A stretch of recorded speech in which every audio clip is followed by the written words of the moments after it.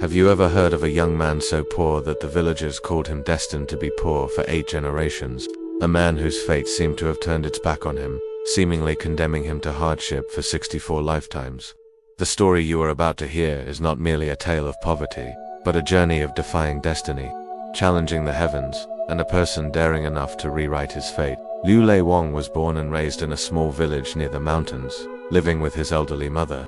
From a young age, he stood out for his kind heart, diligence, and upright nature. He knew nothing of deceit or trickery. Every day, before the sun even rose, he would carry bundles of firewood into the forest, returning only when darkness fell. The money he earned barely sufficed for daily needs, yet he never complained. His belief was simple: if he worked hard, heaven would favor him. But life, like a turbulent river, seemed to mock his efforts. Every time he saved a little, misfortune struck. His mother fell ill.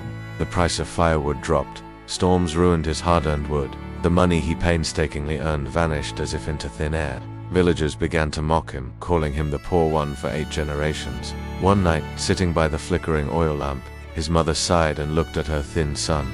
She said, "Tomorrow, when you sell firewood, keep a little money aside. I want you to visit a fortune teller, just to know whether we might live comfortably in this lifetime." Liu Lai Vuong stayed silent, sensing the worry and hardship his mother had endured for years. He nodded, hugged her, and went to sleep early, preparing for the early morning journey. The next morning he chopped firewood from dawn and carried it to the market. After selling it, he set aside a small amount to visit a local fortune teller. The fortune teller, with long hair and a plain robe, looked solemn as he invited Liu Lai Vuong to sit. After consulting his books, tapping the bamboo sticks, and calculating with his hands, the fortune teller sighed. "Ah, your fate is indeed poor. Not only for 8 generations, but it will continue for 64 lifetimes." Liu Lai Vuong froze. 64 lifetimes. It was as if his entire lineage was condemned to endless hardship.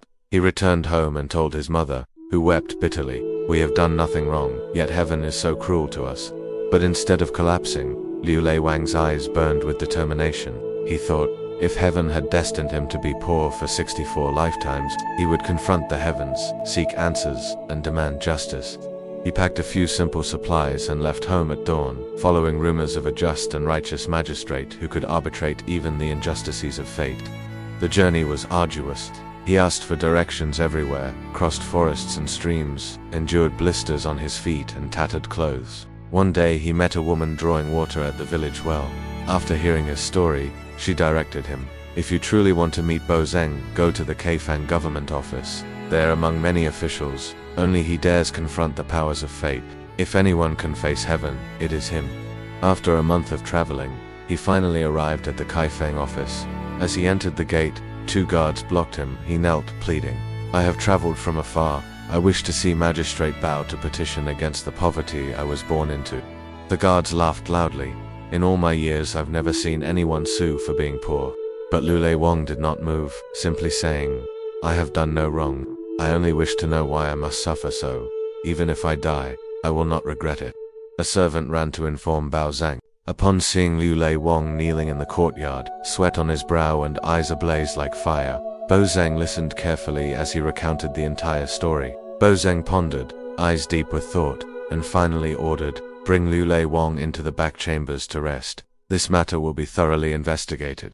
That night, Bao Zhang employed secret methods to travel to the underworld. Before the Daimler court, he inquired about Liu Lai Vuong's ancestors and the reason why he was condemned to 64 lifetimes of poverty.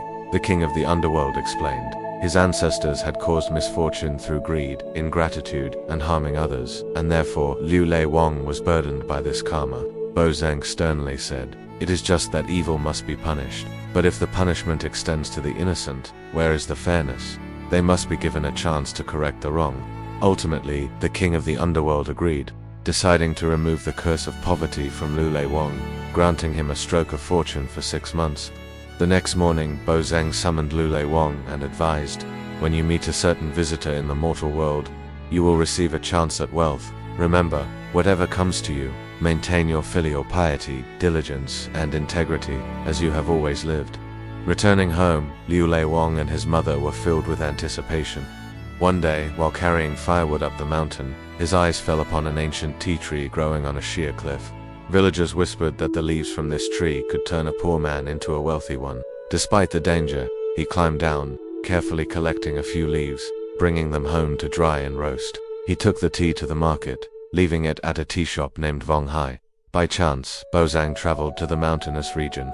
After sampling many teas, he discovered that Liu Lai Vuong's tea uniquely relieved his ailments. He immediately rewarded him with silver, inquired about the source, and asked Liu Lai Vuong to cultivate more of this rare tea.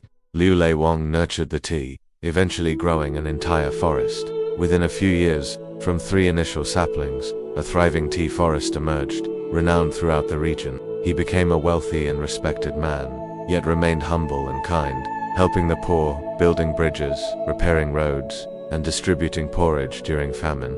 The name Po for 8 generations gradually faded, replaced by Master Liu, the tea proprietor, remembered with reverence. This story is not merely a legend, it carries profound lessons about karma, fate, and the human spirit's ability to overcome destiny. Buddhism teaches, fate is the consequence of past lives. Fortune is the result of present actions. Poverty and hardship are temporary. If the heart is not impoverished, the mind not lazy, and the will unbroken, no karma is insurmountable. Cultivate kindness, be filial, diligent, and virtuous. Even the most unlikely opportunities can become reality, just as the tea tree on the cliff awaited the one brave enough to harvest it.